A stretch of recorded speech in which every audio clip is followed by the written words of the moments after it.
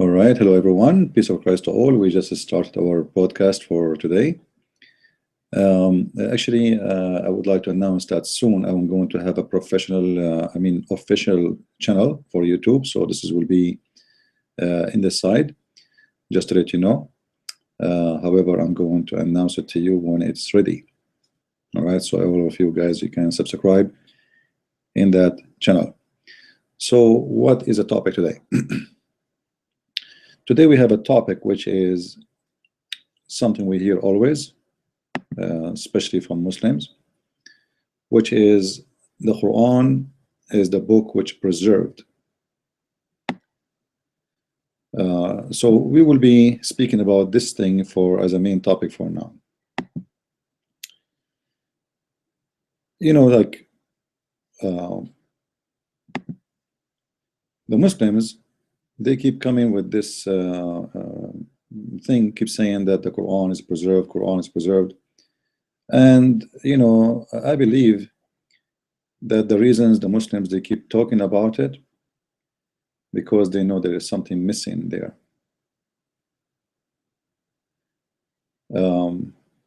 Otherwise, there is no need really for trying to prove it that hard.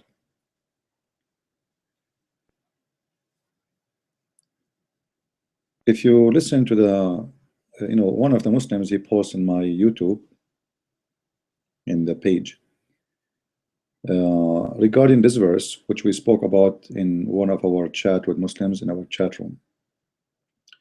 Chapter 75, verse number 17. Now, chapter 75, 17, you can read any translation you want. Allah saying, supposedly, that it is on us to collect it and to say it, or to read it. Now, that caused a problem. Why? Because all of us, we know that the one who collected the Quran, it was not Allah, it was the Muslims.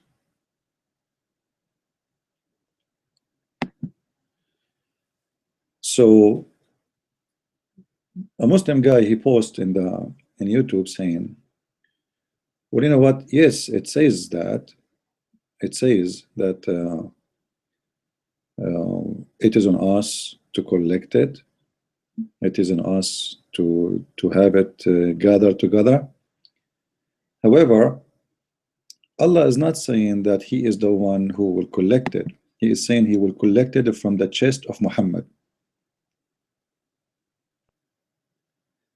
Now, you know, for me, this is really funny, because if the Quran is collected in the chest of Muhammad, or let us say if it is in the chest of Muhammad, and then Allah, He says, I'm going to collect the Quran from his chest, we need to think about it.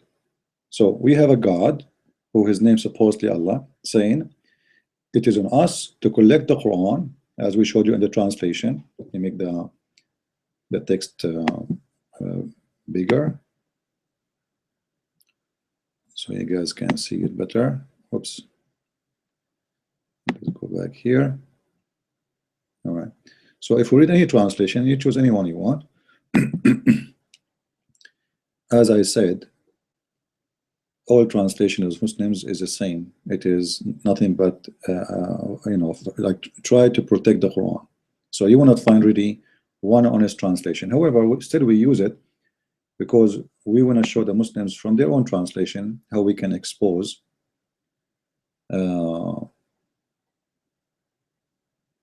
this book. This book is a foolish book. So when Allah, He says in the Quran, supposedly, it is for us to collect it and to give you, O Muhammad, the ability to recite the Quran. What does that mean? Obviously, the one who is making a promise here is Allah, saying, I'm going to collect the Quran. It's not your job. Your job is to recite it. Actually, it doesn't even say that Muhammad will recite it. It says Allah Himself, He will recite it. It is on us to collect the Quran, and it is on us to recite the Quran. Let us change the translation, just to show you how translation change and the meaning change.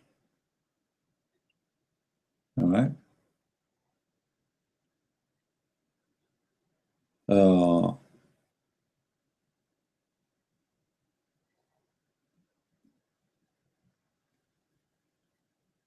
Surely on us devolves the collection of it and the reciting of it. What does that mean? Allah is saying, I'm going, you know what? It is on us to collect the Quran. Clear. However, if we go to the interpretation of the Quran, we will find the following. And actually, I'm using the interpretation which is posted in the YouTube page by a Muslim. This is Ibn Kathir. I'm going to make the screen more clear. All right. Actually, this is the correct translation here. Or let's say the most close. It says it is for, or not for us actually, it is on us to collect it and to be recited it. It is on us to collect it and recite it. Excuse me. Sound weird. Because we never heard Allah reciting the Quran. Not even once. Not even Muhammad he heard Allah reciting the Quran once. So let us switch the page and see what this is mean according to the interpretation of Ibn Kathir.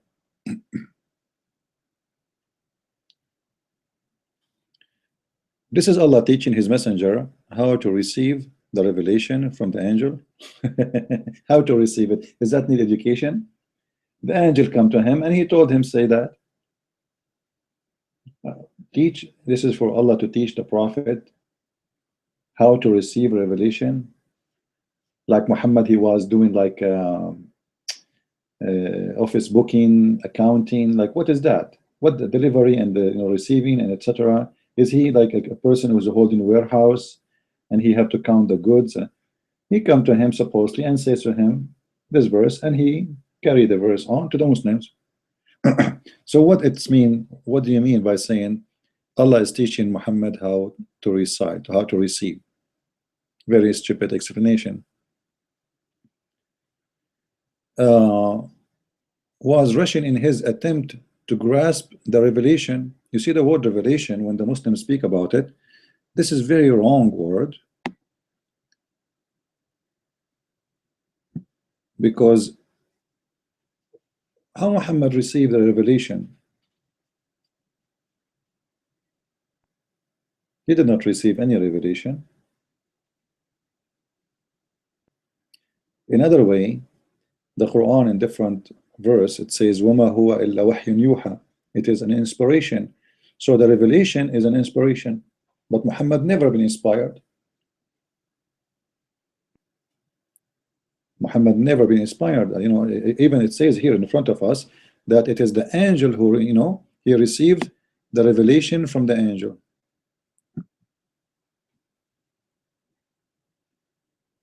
So when the Quran says that what Muhammad received is inspiration, is a wahi, is a fabrication, it's a stupid word, it's not there. Same time, if we go read more, it says here, so the first praise says, was gathering it in his chest. So Allah is gathering the Quran in his chest. Allah is gathering the Quran in his chest. Well, it says on us collecting it, and gathering it is the opposite. In his chest, gathering in his chest. You see, when I say I'm collecting the Quran, it's mean the Quran is spread all over, and I'm collecting it. If it is in the chest, it's not all over. Secondly, isn't it funny to say I'm going to collect the Quran from your chest? I thought the Quran is coming from you. Isn't it the Quran supposedly is coming from Allah? So what do you mean you are going to gather the Quran in the chest of Muhammad? That for sure doesn't make sense. It's a very stupid statement. Especially the Quran says that you know, the Quran is preserved in you know, in a board, and the board is exist in the heaven. So what do you mean you are going to collect it? You have it already. You have it in the heaven before you send it to Muhammad. You wrote it in a big tablet, and this tablet is guarded by between the eyes of an angel. His name is Israfil, and you know, it's there already. What do you mean you are going to collect it if you have it? So let us think about this. Allah will collect the Quran. He will gather it in the chest of Muhammad, and he will recite it. The interpretation saying the following: Allah will gather the Quran in the chest of Muhammad and will teach him how to receive it. That's very funny, because this is not what the verse saying. The verse saying it was on us to collect it and to read it. It is my duty. Now let us go with the explanation of the Muslims. If you go a few verses more, this is the verse we are talking about, by the way. Inna alayna jam'uhu wa qur'anahu. It is for us to collect it, meaning in your chest. Okay, we'll let it go, which is false. Meaning that you recite it, but it says, okay, wa qur'anahu. Then it says something very important, will destroy all this argument. And it is on us to explain it. ثم إن علينا بيانه. ثم, you see, this is a sentence here. إن علينا بيانه. So it is on us to explain it to you. So obviously, you see the deception of the Muslims here. How come here they took it inna alayna, the same as the word there, to make it, it's on us to make it clear, but there it says, oh, we are gathering it in your chest. It's the same thing. Inna alayna, it is on us, it's on us. So why do you change the translation? Because it is a disaster. What the Muslim was saying, Allah, he said he will collect the Quran, and later he did not collect it. So they have to come with an explanation to make it look nicer. But here we have a problem. Then it is for us to make it clear. So Allah, he made promise to make the Quran clear. Is the Quran clear? As a meaning, as you see it. Is the Quran clear after this promise? Find me one verse the Muslims agree about the meaning of it. Every verse in the Quran have thousands and thousands of books of interpretations, and each one of them he come with his own interpretation, because Muhammad, he never give any interpretation. Mostly, like we can say maybe 97% of the Quran, Muhammad never explained any verses of them.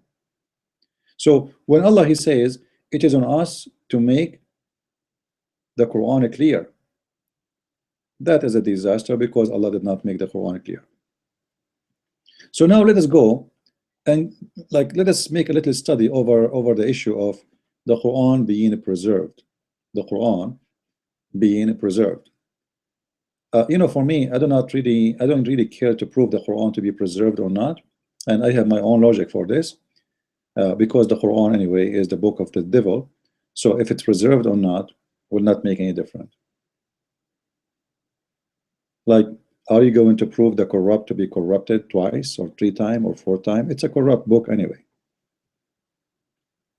So corrupting the corrupt will not prove anything really. However, just to show the Muslims how we can prove easy that the Quran is a stupid book and the maker of the Quran is really an idiot. I'm not insulting, but this is the truth.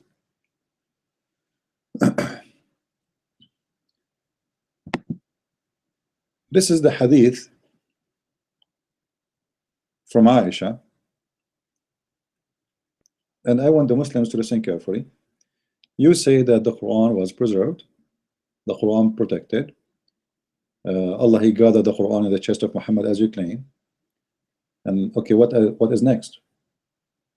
What is the benefit of Allah gathering the Quran in the chest of Muhammad? Muhammad's chest is dead. There's no chest no more. There's no Muhammad no more. He is dead. How we can get the Quran back? The Muslim will say to you many stories. Some they will say to you that the Prophet, he used to collect the Quran. Some they say to you the companions, they have the Quran. Some they say to you the Quran is preserved in the hearts of the Muslims. There is tons of stories. However, this story in front of us proves that all of this is false.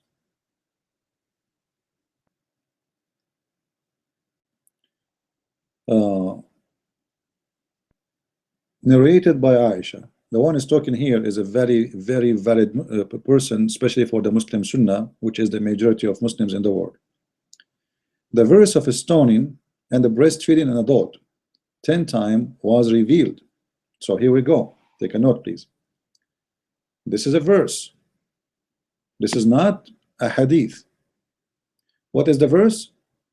Stoning. And what is the other verses? Breastfeeding for adult. Now 10 times, because there's two verses or two stories about those verses. One is speaking about 10 breastfeeding for adult, and one is speaking about 5. Supposedly Allah, He gave first 10 breastfeeding for adult, which is very funny.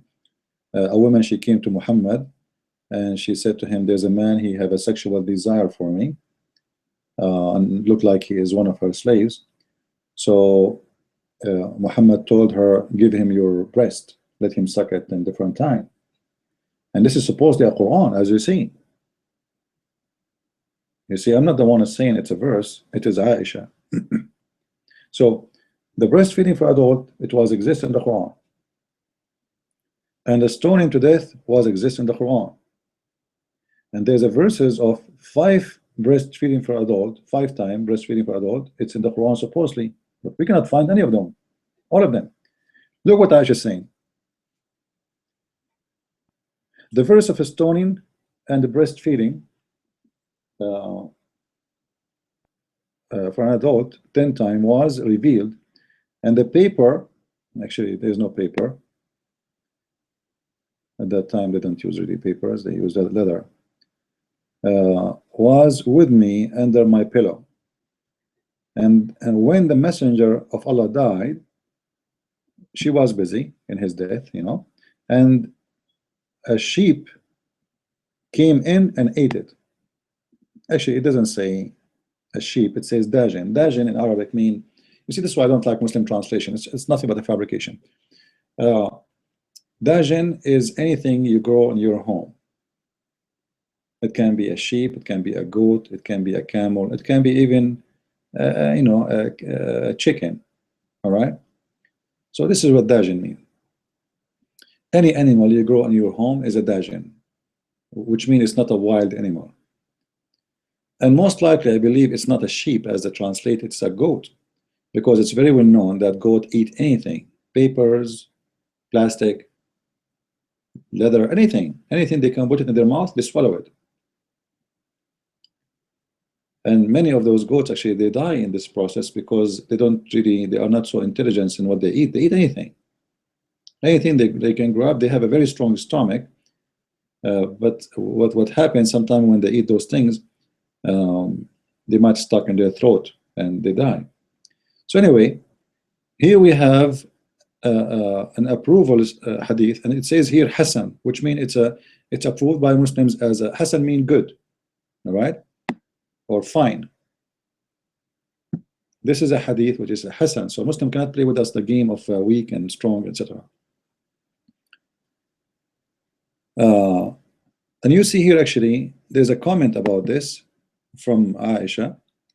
There is a verses were abrogated in recitation but not in ruling.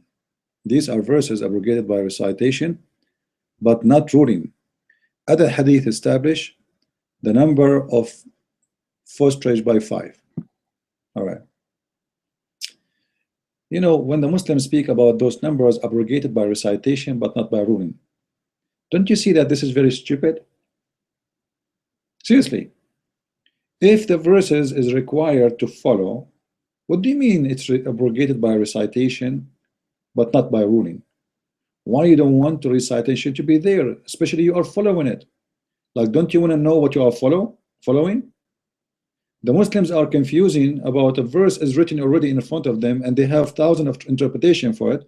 So how much is going to be more confused if we don't have it as recitation, which means we don't have the verse no more? How you can follow a verse you don't have it? Have you ever heard of someone says to you, I make a law, I'm going to make a law for you, but I'm not going to put it in the book, but you follow it? What for then? Why the other book? Why the other law is in the book? And actually, even the Quran have law which is abrogated, not to follow no more, but they are in the Quran. So it's a madness to say there is a law we need to follow, but we don't want to put it in the Quran. And actually, the proof of this lie is in front of you. They are saying that the goat ate it. So the goat is the one who made the abrogation.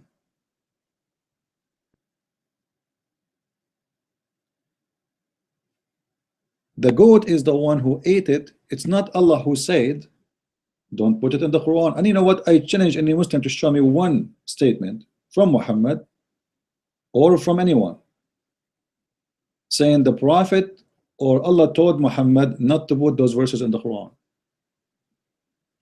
That's a very funny, stupid argument. And there's no such a thing. It's a fabrication. So the Muslims, they come with this idea saying there's many verses abrogated by recitation but not ruling, which means there's many things in the in Islam Muslims have to follow, but we cannot find it in the Quran. And that is to cover the issue of Quran being destroyed. There's many things they are not there. Like there's a hadith that says that the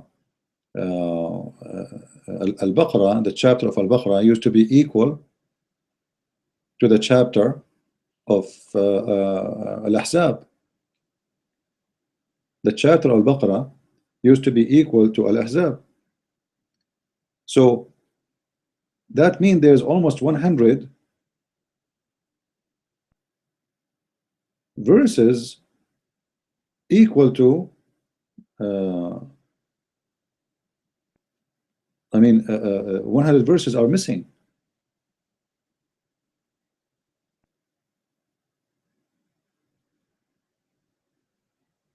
So how this is happening?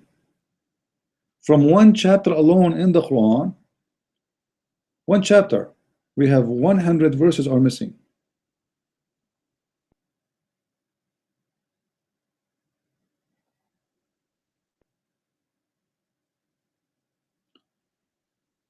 If we go to let us see if we can find you the reference here. We search, I will show you just how to search even in English, all right? Used to be equal to Al-Ahzab. All right?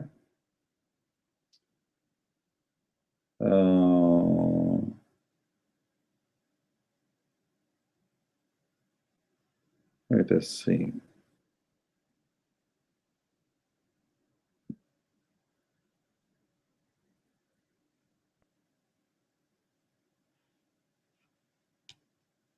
Oh, in the top it says Al-Bazzar. I don't know what is that. Hold on.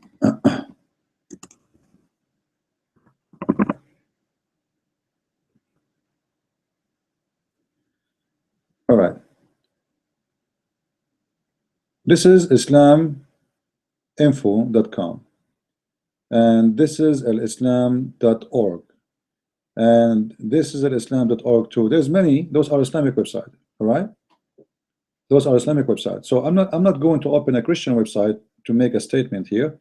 I'm going to show you from Islamic website what they say. I will take the first one first.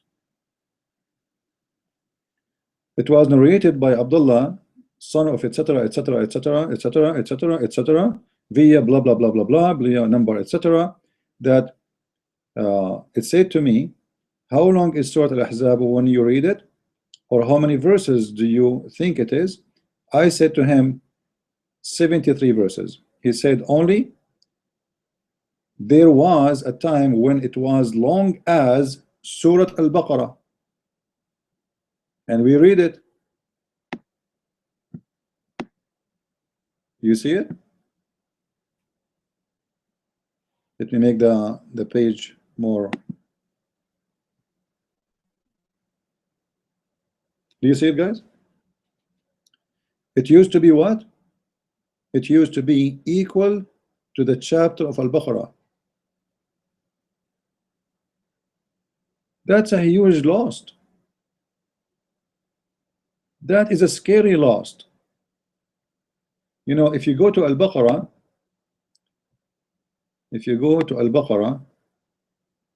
chapter 2 in the Quran, here we go, and then you check the numbers of Al-Baqarah, you will find how huge it is.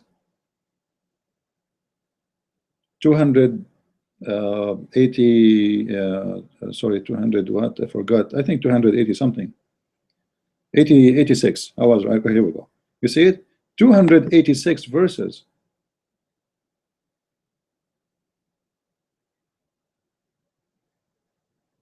So actually, this is you know, I made a mistake here. This will be, if he is saying the Ahzab is 73 verses and Al-Baqarah is 286, that's more than 200, almost 210 verses are missing.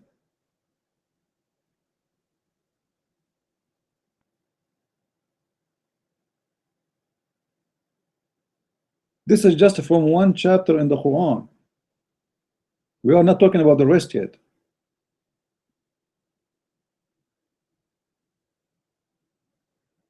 Actually, that will make it 213 verses missing. Sorry. 213 verses missing. Just from one place. But yet, you know, they say to us that the Quran is preserved.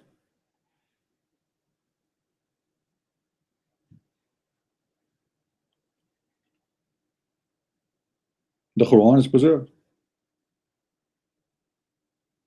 How this is happening? And there they mention here some of the verses which is missing in the Quran, and we read it as an example. The old man and the old women, if they commit zina, which means they commit adultery. It's funny when Muslims they translate something, like they translate everything except the word zina. How if somebody do not know what zina means will know what zina is? Anyway, welcome to the Muslim warehouse. The old man and the old woman, if they commit zina, then stone them both, a punishment from Allah. Hold on, is that the verse? Is that the verse?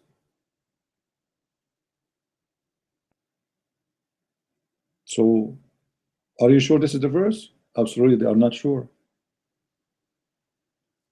And they say, actually, this is why it's not in the Quran. And you will see here that all the scholars are confirming this story above. And you see here all the reference. It's not like one reference or two. There is something what the Muslims they call tawatur, which means repeated by many trusted people, you know.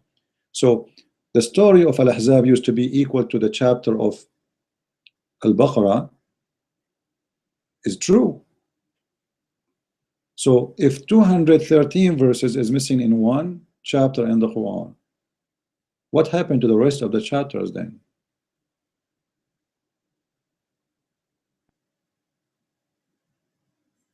Very, very funny argument Muslims they come with always. So, you know, I made this video actually because a Muslim, he was saying that our Quran is preserved and you Christians are stupid, you do not know what you are talking about, etc. All right. Now, as I said, really, I'm not really interested to prove the Quran to be not preserved. Don't take me wrong. I don't really care if the Quran is preserved. Actually, I wish the Quran was preserved. Seriously, I want to see the verse of breastfeeding for adults still there. That's alone is a joke. When somebody says to us that the Prophet of Allah is ordering men and women to do breastfeeding for adults, that is really a disgusting thing. It's a stupid thing, and we need to think about it carefully. So I wish we have it still in the Quran, but yet we have it in the Hadith.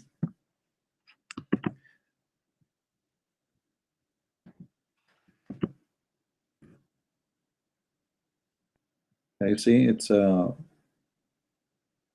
appeared only once actually. This is funny because it should appear many times.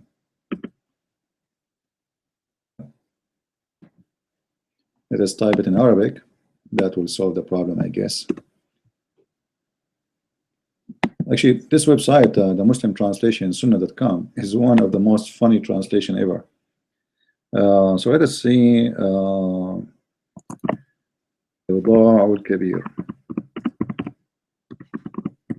Here we go.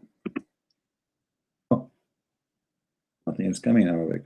I wonder why.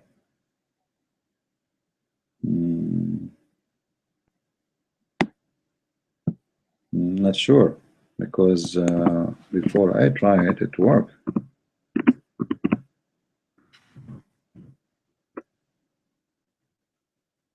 They took it off.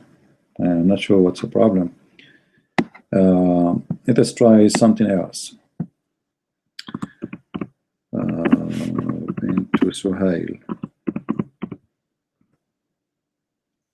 All right. This is a story of a woman. Her name is Sahla Bintu Suhail. I will take the first hadith without choosing. And as you see, this is a Sahih hadith. So the Muslim cannot say to us, this is a weak one. Sahla Bintu Suhail came to the Messenger of Allah and said to him, I see displeasure. Actually, the word displeasure is not really accurate. It's like this guy, he have a sexual, look at me. Which means I don't like the way he look at me, which means he want to have sex with me. In the face of Abu Hudayfa, when Salim enter upon me. So, like her husband supposedly is jealous from the guy who look at her in a wrong way. All right. So look what the Prophet he said to her. The Messenger of Allah said to her, breastfeed him. She said, how I can breastfeed him when he is a grown man?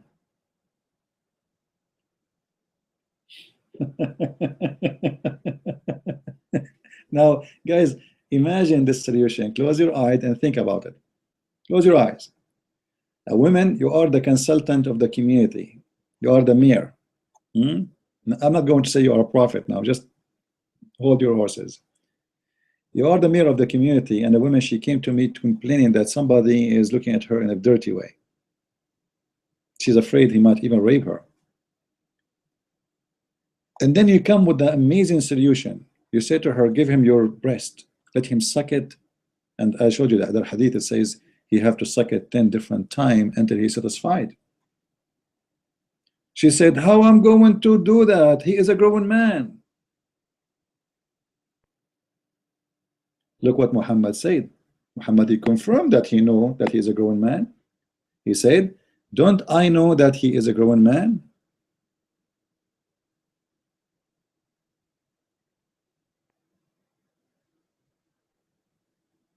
Muhammad, he know it's a grown man. He know he's a grown man, and he is asking the woman to give her a breast for a grown man in order to prevent him from having a sexual desire for her. I never heard of such a solution like this. What I know that men, they will get excited if a woman, she give them their breast to suck, and in order to suck it, you have to hold it too, and you have to embrace the woman.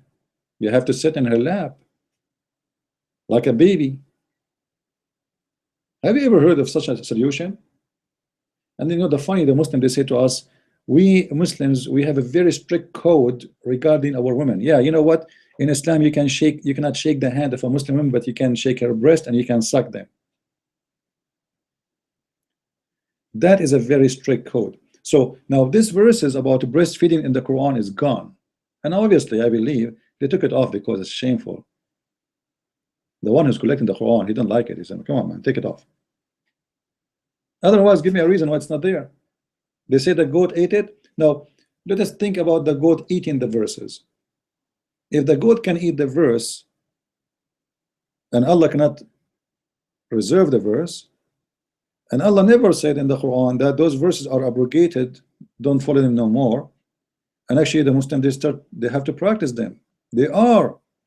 You see the hadith I showed you before, it says the 10 breastfeed for adult, it was abrogated by 5 breastfeeding for adult. So it was 10, became 5. We cannot find the abrogated one. We cannot find the one which abrogated the first one. It's gone. Obviously, the one who was collecting the Quran, he don't like the idea, so he took it off. Now, to go back to the story of preserving the Quran, which is very funny, because even Allah himself saying that the Quran is not preserved. And let us see how we can prove that. In chapter 2, verse 106, it says, ما ننسخ من آية أو ننسها نأتي بخير منها أو مثلها. Whatever verses we cause to be forgotten, or we abrogate or cause to be forgotten. Hold on, Muslims. You just told us that the Quran is preserved, right? This is the verse we are talking about, 106. So as long as the Quran is preserved, then how you want to explain to us that Allah saying none of our revelation do we abrogate or cause to be forgotten? Hold on. I'm going to let abrogate. I'm going to let it go. Allah abrogate. Oh, okay. Now, abrogation here is what? Abrogation by sending a new verse?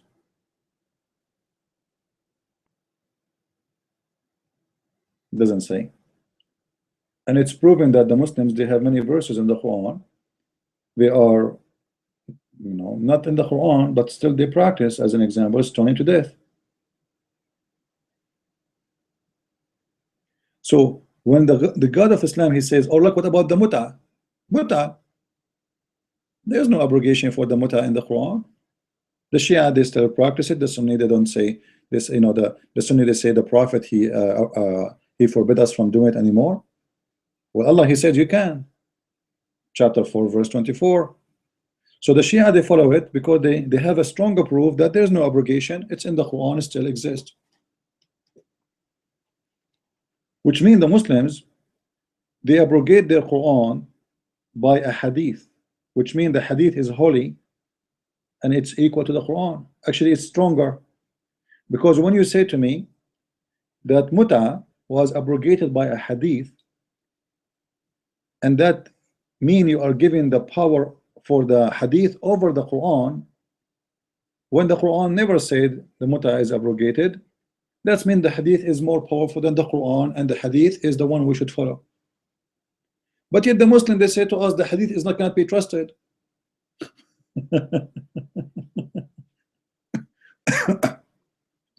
So it can be trusted when they want, it cannot be trusted when they want. It's depend in the mood. So this is about the abrogate. Now let us go to the second disaster in this verse. or cause to be forgotten. Hold on. The Muslim, they say to us, the Quran is a preserved.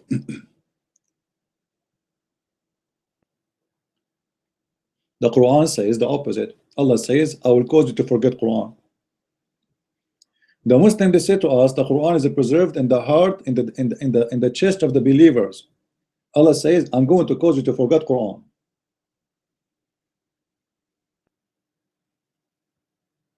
So which one of you is wrong? Which one of you is making up stories, Muslims? You or Allah? Because it cannot be both. If the Quran is preserved, then Allah should not make you forget the Quran. When you say to me the Quran is forgotten, obviously you are saying to me that, you know what, the Quran is forgotten. Allah saying there is verses in the Quran, they are gone. We cannot find them.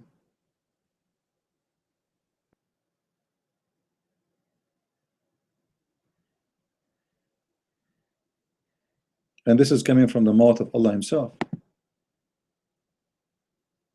The Quran will be caused to be forgotten.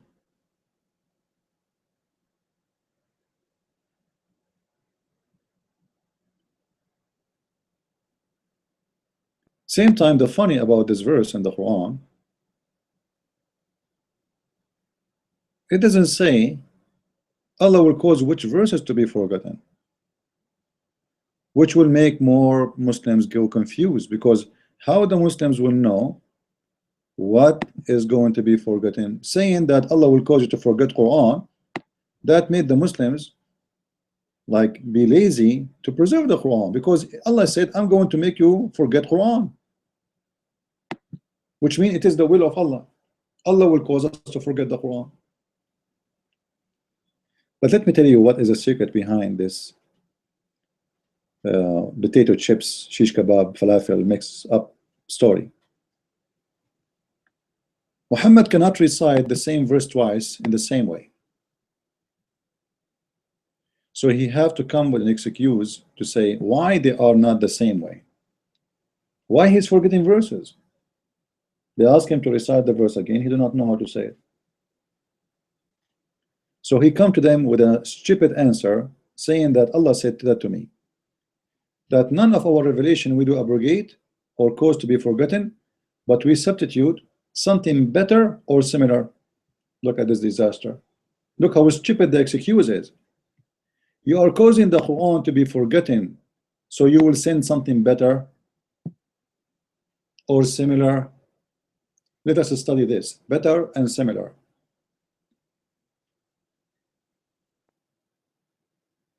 The one is talking here is Allah, and he is saying he will make verses better than his verses. That means that Allah is not a perfect God, and he correct himself, so he sent something better. He promised us that next time he would do it better. So the verses he don't like, you know, it's like somebody is an author, he's writing a book, and he keep ripping off papers and threw them in the trash. I don't like it. But in this case, Allah is writing the verses and sending them out, and after he send them out, he don't like them. Which means Allah do not know the future. He do not know, because simply, if you know the future, he will not delete them and send something better. He should write the better one right away. He should know that this is not a better one. He should know that this is not good to give. He should give the accurate, the good one right away. He should not wait until he delivered the verse to the Muslims, and the Muslim recite the verse and practice the verse, and then he says to them, I'm going to send you something better.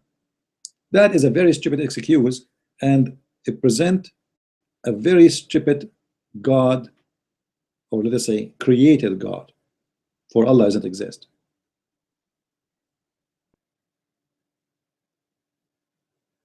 Allah will cause me to forget the Quran, and the purpose is to substitute or to make Quran better or similar. Like, let us study the word similar here. The word similar alone is a disaster. Imagine you have a house, your house is 5 bedrooms, and I say to you, I'm going to destroy your house and build for you the same house. You are saying the similar. Similar means similar. It's a same. The word similar coming from the word same. So I'm going to destroy your house to build you a similar house. Why? Like in the beginning, it says better. I accept that better. Better. Like you want to give me a better house, which it doesn't make sense because we are talking about God now. But the word similar is really a problem. Imagine you have a phone. I say to you, I'm going. Let's say you have iPhone 6. All right. I say I'm going to destroy your phone. I'm going to break it and give you iPhone 6. What for? Like what for? What the purpose of the replacement?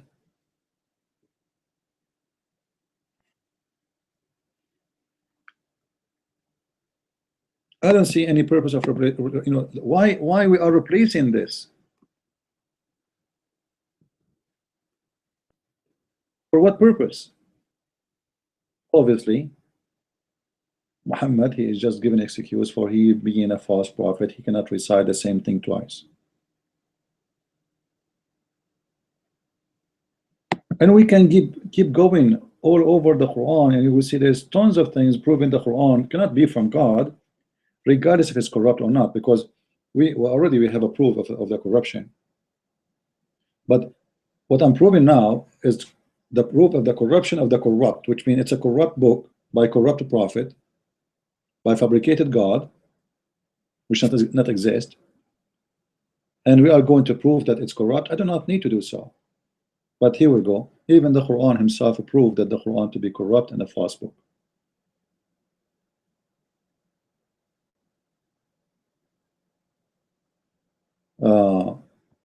The Quran speak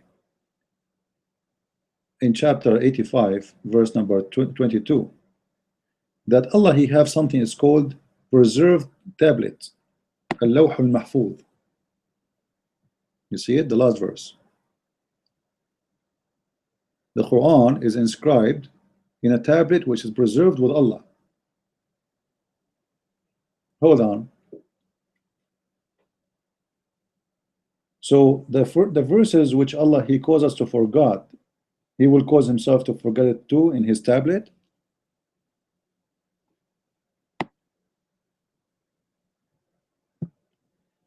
Allah is abrogating his tablet.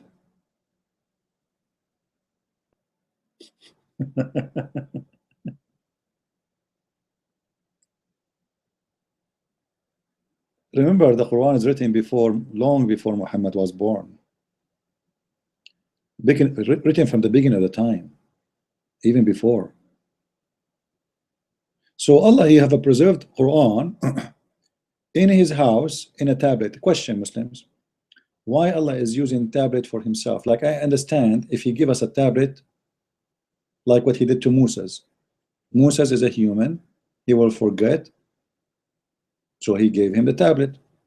All right. Why Allah have a preserved tablet in his heaven for his Quran? I write for numbers because I'm a human. My memory is not really super. I cannot remember. I will forget. There's too many things to remember. It's impossible. Which means I write things down for reasons. And one of the reasons of the human to write down is simply to preserve the memory, because he is not capable by his own memory to preserve what he just learned, or to preserve because we die, so we can transfer information to our new generations, to our children and children of children. So I die because we don't live forever, and I cannot teach you forever, I cannot be with you forever, so I write my knowledge in a book, so when I die, my son, your son, can read it. That is the reason of the human. But God, he make a tablet and he have it in his house. For what reason? I wish the Muslims can give us an answer. For me, it doesn't make sense. It's very naive. And you know, if you read the story actually behind those tablets, you will see how stupid it is.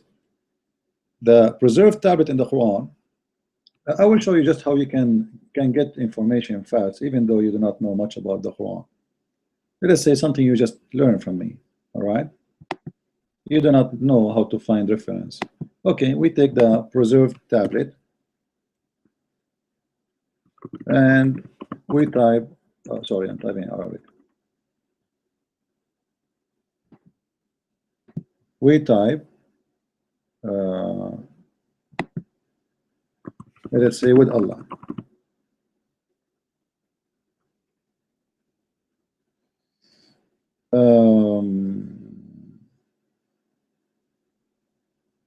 I don't want to open a Christian website or etc. You see, I want to open. Okay, this is a Muslim website, I believe.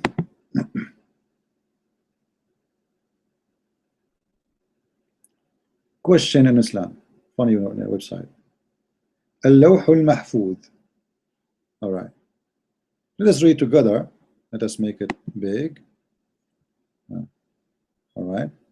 This divine preserving tablet, in which thing had happened, that happened, and are to happen, all moment in time, all being in space. In short, everything written on it. Everything is written there. Everything happening in this world is written in that tablet.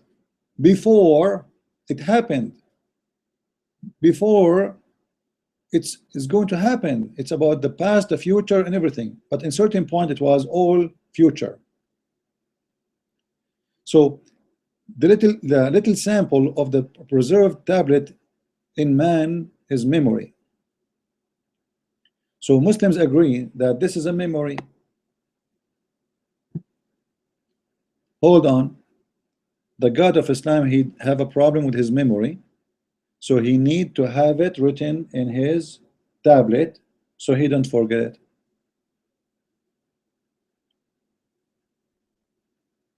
Some people cannot grasp the fact that everything is written in a preserved tablet.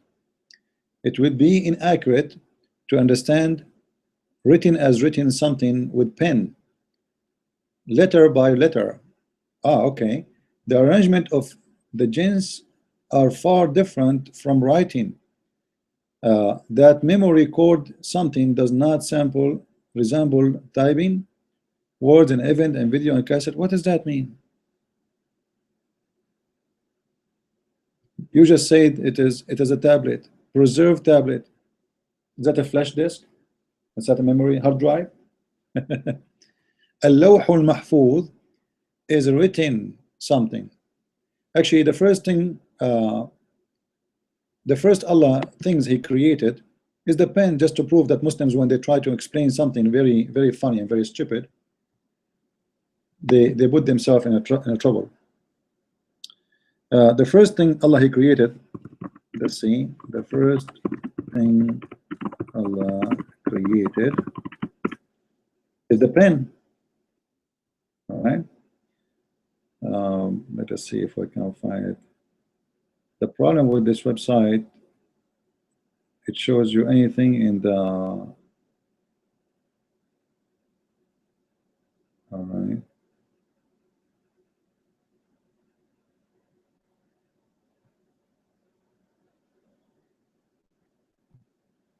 Let us search in Arabic.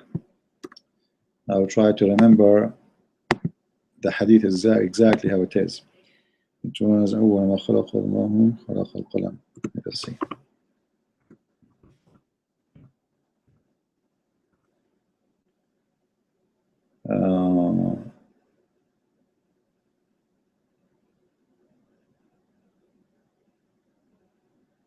Here we go. Read with me, please.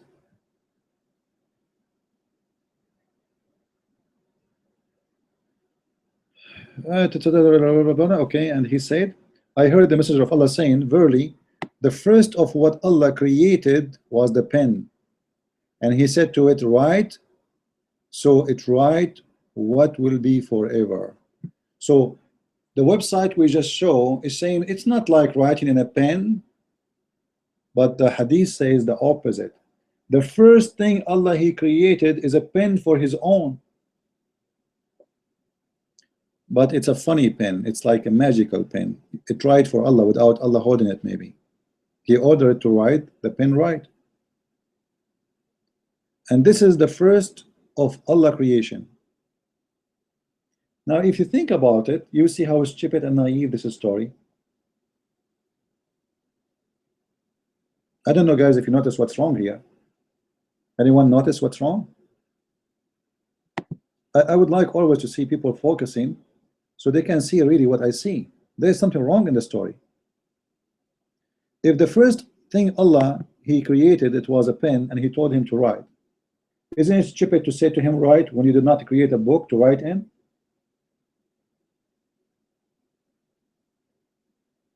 Like write where?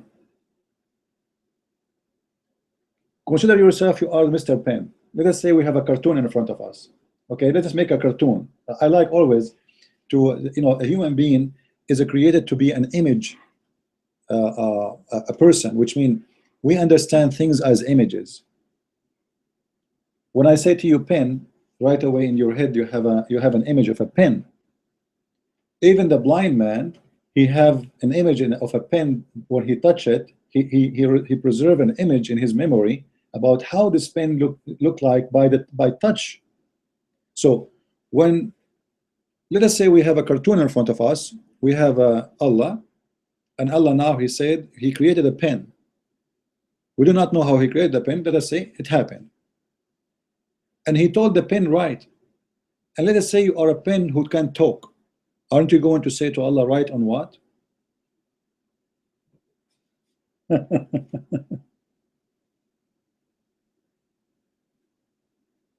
And He wrote what will be forever. Wrote where? Do you see it? Allah told the pen write, and the pen wrote what is going to be forever. That's crazy. That's seriously crazy.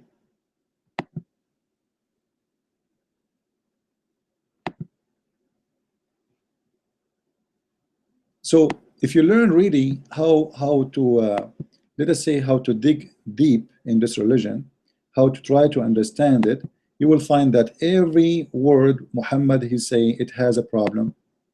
And this is why actually I always challenge Muslims, says to them, give me anything about your prophet, anything, say anything to me, and I will show you an error. It doesn't matter really what it is.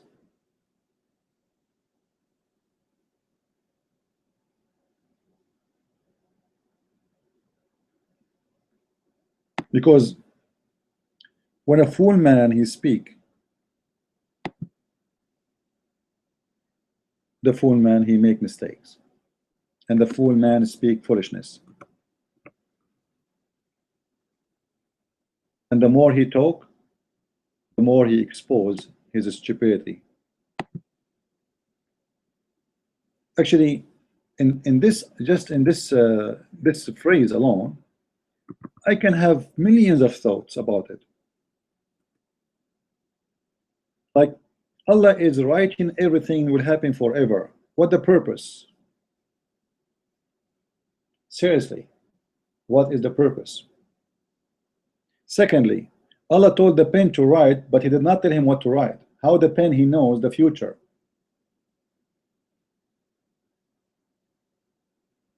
You know what I mean? He told him write. He said to it write. It's it. When you say it, it is not a human. It's not an it's not an angel. It is a material. He said to it write. So it wrote what will be forever. How the pen knows what will happen in the future forever? Is the pen is God too? So one statement can make us ask a lot of questions, and all those questions prove Islam to be a stupid religion. And remember, Abdul, don't say to me this is a weak hadith. It says there in the corner, Sahih. Because we know the Muslim game, right? Sahih. So shut up. I know what you will write later. You will say, this is a weak hadith. The hadith is weak when they want. It's a strong when they want. And by the way, hadith, a weak hadith or strong hadith will not make any difference. In case you do not know. You know, many people, they will they try to prove this thing for you by saying, or let us say, try to deceive you by saying, well, you know, we Muslims, we don't approve every hadith. There's many of them are weak. In fact, the weak hadith is the same as the strong hadith, which means there's no difference. Both are still considered the hadith of the Prophet, and the Muslims cannot throw them in the garbage. It's not rejected. You see, the weak hadith is not rejected, but mistakenly people think when Muslims they say this hadith is weak, it's mean it's rejected. It's not.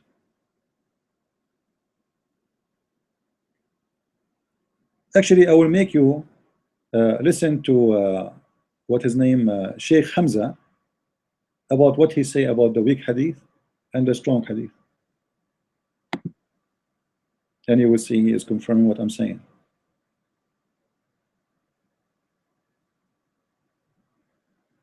Let us see if the video will work.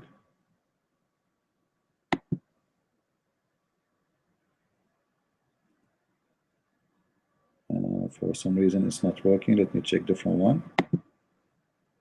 Because we hear the same story, weak hadith, you know, which is nothing but a fabrication. Weak hadith is good to go, even the weak one. And this is why actually I'm saying to you, I mentioned yesterday what Ibn Taymiyyah rahimahullah, and I also have immense respect for him. I was taught that Ibn Taymiyyah was a dal mudil. He was astray and he left. Just wait, this is not the same, not the one I want. I want about the hadith. I'm looking for the video he have about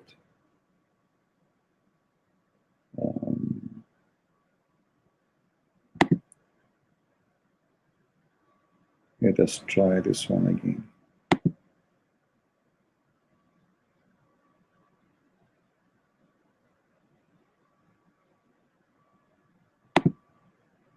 Prophetic akhlaq hadith from the Prophet, and there was some weak hadith. It was a collection by Ali Mazru'i's father, Amin al-Mazru'i, and I liked the collection, so I translated it. And to be trustworthy, all the hadiths that he put in, I put in there, and some of them were weak. But there's an attack on weak hadiths in our time. A weak hadith is anywhere from a B- to a D-. All right, a Hasan hadith is a B to an A-, and then a Sahih hadith. I'm just using a language you can understand. An A- is like a Sahih hadith is from an A to an A+ to 100%. Mutawatir is 100%. Al-Bukhari is like 98%, 99%. Muslim and Bukhari 99%. Sahih Muslim 97%. So a weak hadith is not thrown out. See? Just like a professor doesn't throw out a paper that gets a D-. It didn't flunk. It passed. And so when the ulama say it's a weak hadith, it passed. In other words, it's something that cannot be proven to not have been said by the Prophet. The probability that he said it is far greater than the probability that he didn't say it. So it's called a hadith da'if because the margin of error is greater than in a Hasan or a Sahih. So how did the ulama deal with that? The ulama dealt with it by saying that for fadail al-a'mal, those actions that are virtuous, you could use a weak hadith if it was a virtuous action and it didn't relate to a hukm. Anyway, just don't want to make it complicated. So each time. obviously, we heard him saying that a weak hadith is the hadith which is past. It is good. It's getting the grade D, but we cannot throw it out because simply we cannot prove it is not from the Prophet. We cannot disapprove it. So it's a hadith which is past. So when a Muslim, he come to you with this funny, because he's a stupid, you know, the Muslim, he assume one thing. Like if a Muslim, he knows his religion, let's just say he's an educated person about the hadith and about his religion, still he used the game of weak hadith, as you see, like Shabir Ali. Shabir Ali, anytime you give him a hadith, he say it's weak. All right? But Shabir Ali, I'm sure he knows that weak hadith is the same as a good hadith. But because he knows that you do not know, so he throw that weak in your face. Because he assumed that you are an ignorant in his religion. So he used, and you know, like he say, it's a weak hadith. I'm going to play it to you again and listen carefully. So the first Yasin, because Yasin, lima quriha la, Yasin, you get, and these are weak hadiths, but you know, I did something called the Content of Character, which is a small book on prophetic invocation, prophetic akhlaq, hadiths from the Prophet. And there was some weak hadiths. It was a collection by Ali Mazru'i's father, Amin al-Mazru'i. And I liked the collection, so I translated it. And to be trustworthy, all the hadiths that he put in, I put in there, and some of them were weak. But there's an attack on weak hadiths in our time. A weak hadith is anywhere from a B minus to a D minus. All right? A Hasan hadith is a B to an A minus. And then a Sahih hadith, I'm just using a language you can understand. An A minus is like a Sahih hadith is from an A to an A plus to 100%. Mutawatir is 100%. Al-Bukhari is like 98%, 99%. Muslim and Bukhari, 99%. Sahih Muslim, 97%. So a weak hadith is not thrown out. Just like a professor doesn't throw out a paper that gets a D minus. It didn't flunk. It passed. And so when the ulama say it's a weak hadith, it passed. In other words, it's something that cannot be proven to not have been said by the Prophet. The probability that he said it is far greater than the probability that he didn't say it. So it's called a hadith da'if because it all right. So this hadith which is weak is past. So when a Muslim, he says to you this lie about a weak hadith, strong hadith, tell him, you know what, you idiot, we know what a weak hadith means. Weak hadith is still, it's good. It passed.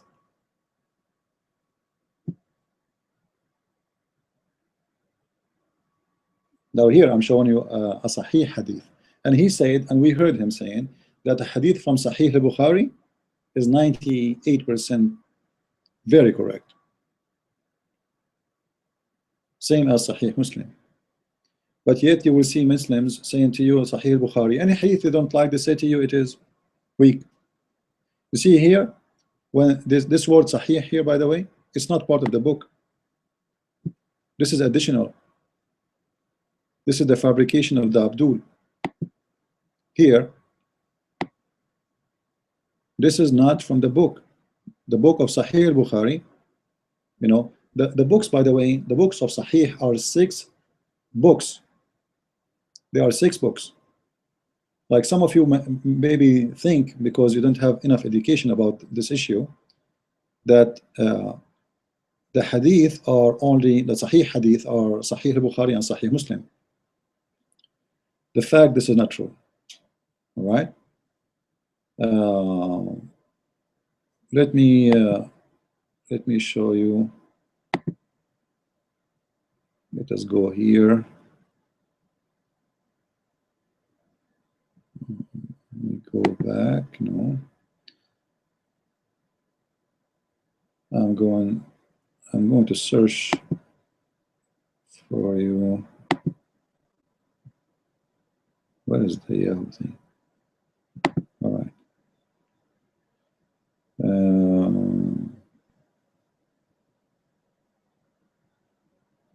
Look like I close it. Anyway, if you go and do some search, always when people they talk to you about anything, including me, don't take what I say into granted, because people they have their own agenda, and everyone he say things for you to serve his agenda. Like now, me myself, I have my agenda. My agenda is to prove to you Islam is false. All right. So somehow I am driven by my agenda to show you that Islam is a stupid religion. The Muslim is driven by his agenda to do the opposite. He want to show you Islam is to be a good religion. So you as a person who is listening, are you going to let me, let us say, brainwash you, or the Muslim brainwash you, or you want to make a decision which is wise and based on the true information? How you can know that I am a truthful with you? As you see, for me as a person, I don't make speeches. I show you all my reference from Islamic books. I don't show things from my own. I don't make statement from my own. Like when I wanted to prove to you, like I mentioned to you, that the weak hadith is not a bad hadith, but still you might be suspecting that, is that really accurate? So I played for you Sheikh Hamza, which is very trusted by the Muslims. And where Sheikh Hamza, he learned that from Islamic books. Weak hadith is a good hadith. Now here, actually in this page, I want to show you something very funny about Muhammad logic. When the Muslims they debate us about our book, they say to you that you Christians, your Bible written 60 years after Jesus. By the way, the Quran, the Muslims, the earliest Quran Muslims have, some they say it is 300 years after Muhammad. They don't have the copy of Uthman or the copy of Ibn Mas'ud, which is different because Uthman supposedly he burned most of them. No Muslim have the original Quran. No Muslim. All right. And then they say to you that the Bible is rejected by us because it's written 60 years after Jesus. 60 years after Jesus. When the Quran at least is 300 to 400 years written after Muhammad. However, I'm going to show you the logic of the God of the Abdul. Remember, we are reading here verse number 64 in chapter number 3. So I want you to remember this verse. All right, just to show you the logic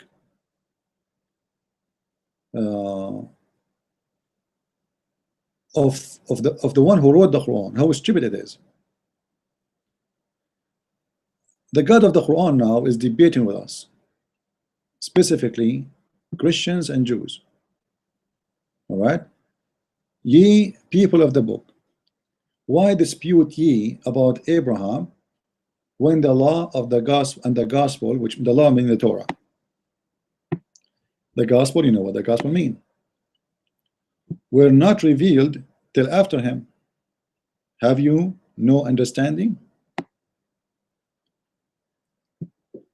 I like it at the end when he say, have you no understanding, which means, are you stupid? Like, hello, are you stupid?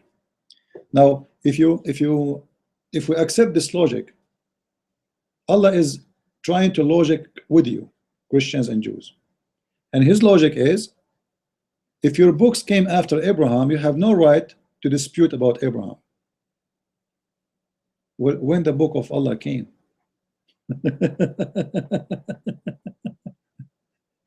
If the book of Allah came after Allah and after the gospel, you know, by thousands of years, because he came after the gospel of 600 years. and he came after the law, which is the law of Moses and the book and the Bible, you know. So we are talking about thousands of years, but yet his argument is the one who came after Abraham, he have no right to dispute.